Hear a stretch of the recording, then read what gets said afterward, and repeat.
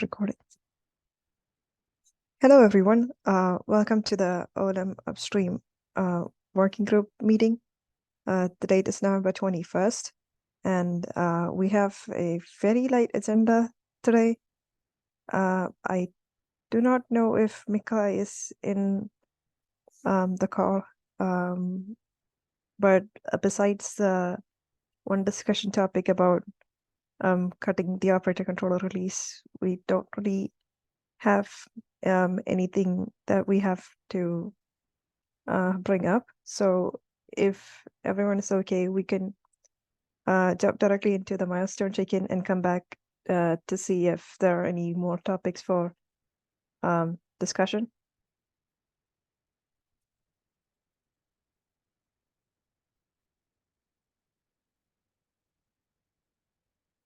All right.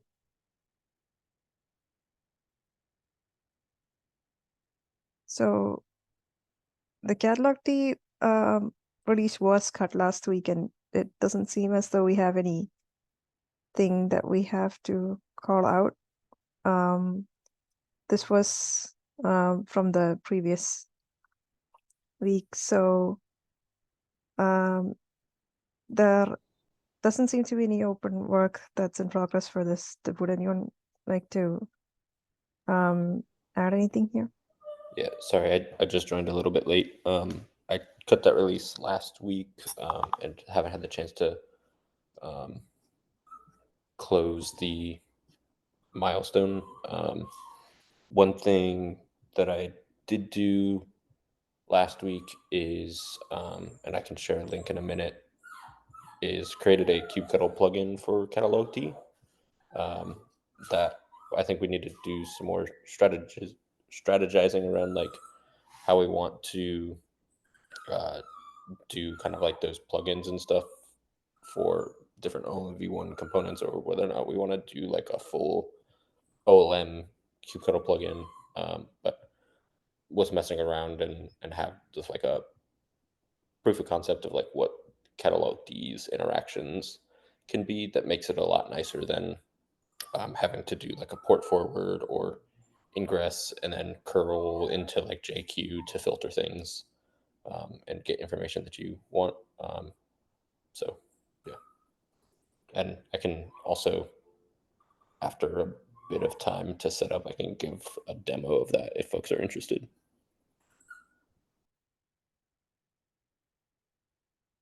Yeah, I think that would be great.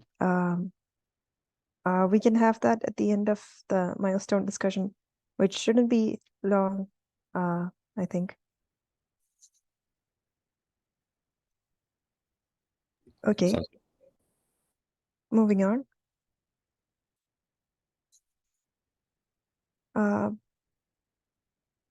This was the issue that Mikhail was talking about cutting the operator controller release. So I think we are more or less just waiting on the end-to-end demo at this point, if I'm not mistaken.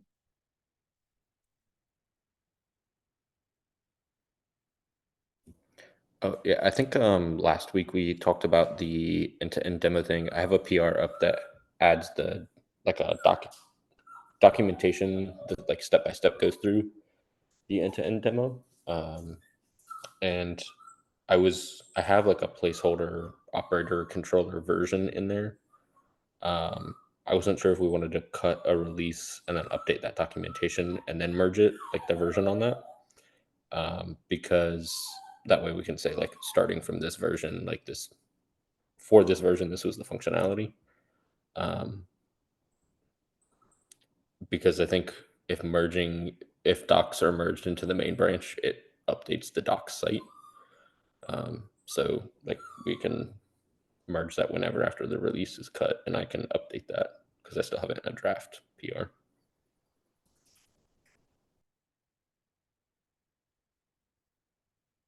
Okay, I think the thing that we have to do is pretty straightforward here then. Add an action item to cut a release for operator controller. I think I can take that over and I can let you know once that's done. Yeah, I'm not sure about the support of version ranges documentation either. But That or is what in this is. review right now. Okay. But yeah, that's in review right now. But it probably doesn't need to hold up the release.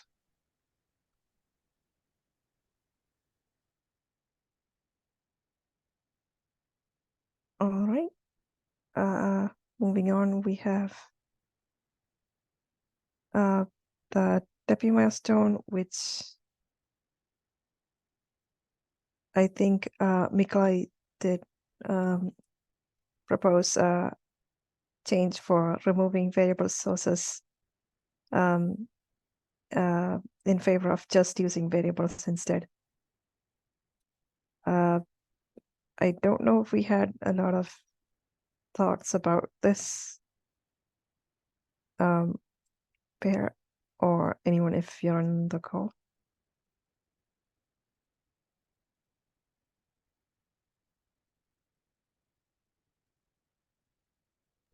Outside of But I don't have thoughts. I just got back. This is my first one coming back from holidays, so I'm still a bit out of it. Sorry. yeah, perhaps we could swarm on that PR after this meeting and just get an idea of what's being proposed exactly and whether or not we want to accept it.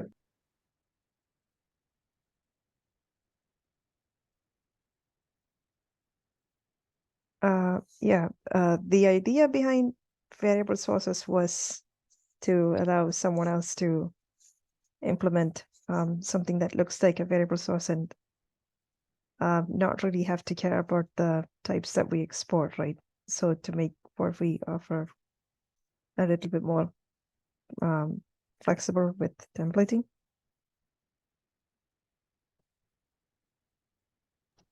That was the idea, to be able to draw from various different sources and convert those into variables. But maybe if we don't need that yet, maybe it's a level of abstraction that we can do without until we do need it. Yeah, It'll be good to get Mikola thoughts here.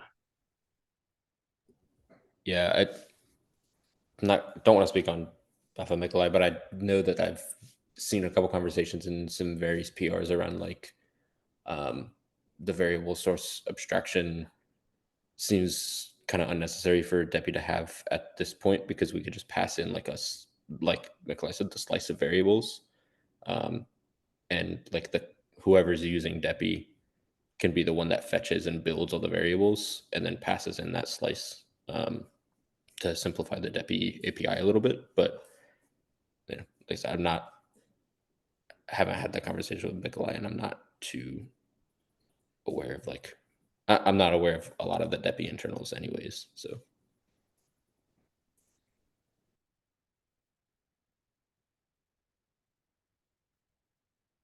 As long as it doesn't make using Deppy any harder than it currently is for an external someone who wants to possibly use it as a library. But you're right, that may not be a major concern at this point. All right. Apart from the demo that you had, Bryce, do we have any other items for discussion that anyone wanted to bring up?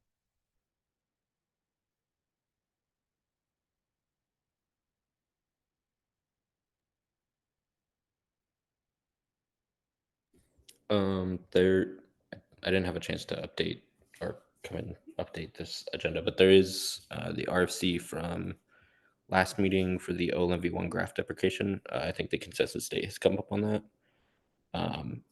And I haven't checked this morning, and I was out yesterday, but I don't think that there's been really any activity there review wise. So I'm just kind of curious if folks feel we need to extend that or what process we need to kind of follow there. and if folks think that they might have time to review it by a certain time frame. And I work kind of in the holiday season, so a lot of folks are going to be kind of in and out. So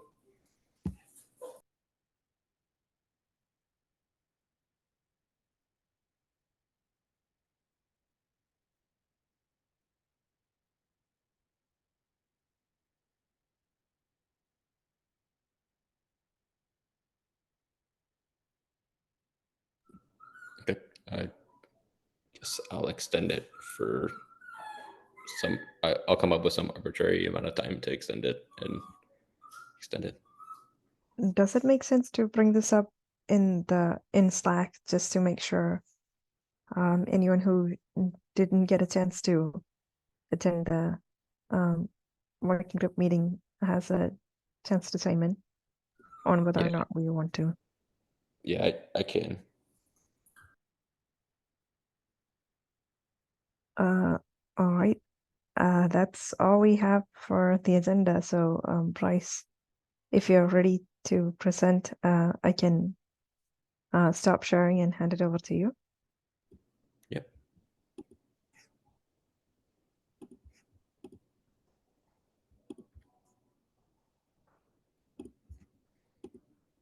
Okay. Again, focusing on my terminal.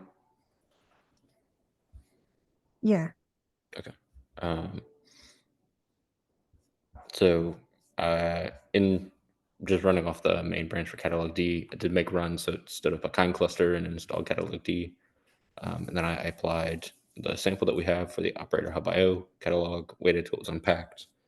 I'll clear that out, and now we can do kubectl catalog D, and we can list all the contents of the catalog, and we see it's operator hub IO. We see that there's bundles, packages, channels, and this is similar to a demo I gave in the past with the catalog DCLI POC. I kind of adapted that code to a kubectl plugin. So like we can see that this particular bundle here belongs to the Yax package and is named Yax operator v010. If you wanted to get a specific, you wanted to only list specific schemas. So like in this case, I only want to see what packages are available, so I can list all the packages and see all these packages with this nice pretty output. You can also search for particular packages. So say I want to search for the Prometheus package. So I can do schema package. See that there are a couple of different packages that have Prometheus in the name. And now I want to see kind of what bundles are in the Prometheus package itself. So I can do list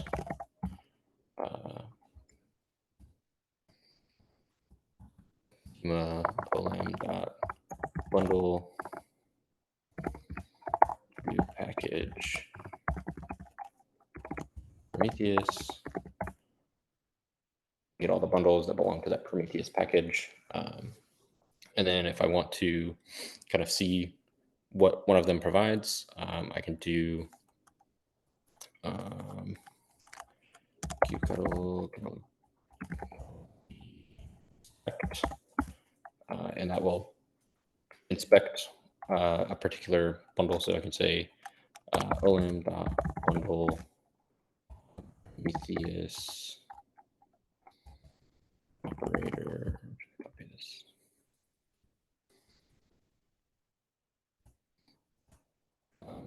It's for the safety, we can say it's for the Prometheus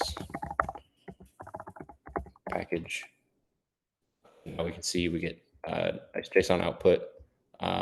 You can change the output type here as well. So we can do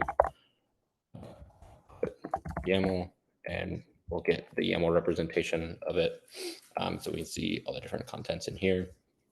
By default, it outputs like a non-styled output that can work with YQ and JQ and stuff for the JSON output. But if you don't want to use those tools and you don't want like a styled output, you can say like style nord, and you should see like a colored syntax highlighted output. But so that's pretty much it. Another thing is that this also includes a version command to kind of highlight what version of the plugin it is and what version it is tested against for catalog D. Because catalog D is kind of like an alpha stage, the API can change and stuff. So there's no guarantees that right now that this plugin in its alpha stage is going to work. Various versions will work, be backwards compatible or forwards compatible with different versions of catalog D. So just have a little version command to kind of show what the compatibility is with the current version. But yeah, that's the general gist of the command and the plugin. Any questions or anything or thoughts? This is exciting. I am thinking about the question we had about bringing up bundle versions specifically for the user to inspect, and this seems like it could be extensible for making that visible to users. So that's really amazing. Yeah, and you can inspect with this. You can inspect any like FBC object. So the whole, because catalog D is kind of like a lossless translation for like, here's FBC contents for the catalog. Everything is around that whole concept of like, we only use the generic FBC meta schema for like what we allow. So like if somebody adds their own FBC object type, it'll automatically pick it up. So like you could add food bar as a type and it'll show up when you do a catalog list. I don't have anything to show that, but this is generic enough that anything that conforms to the meta schema will show up here. So, anyways, I'll go ahead and stop sharing and we can go on with the rest of the meeting. Thanks.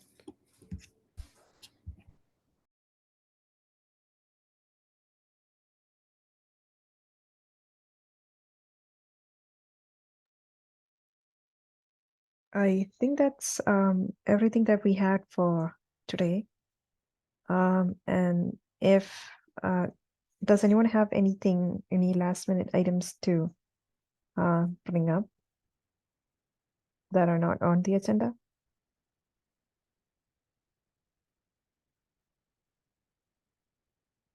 No massive updates, but just want to thank everybody for all their work over the past few weeks. The demo Bryce just showed is really awesome, and it's nice to see OLM V1 making so much progress.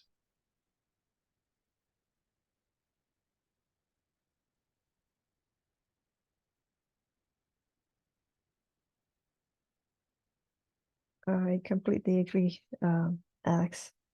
And if that's all that we have, then I have one last thing to bring up. Would anyone like to host next week's working group call?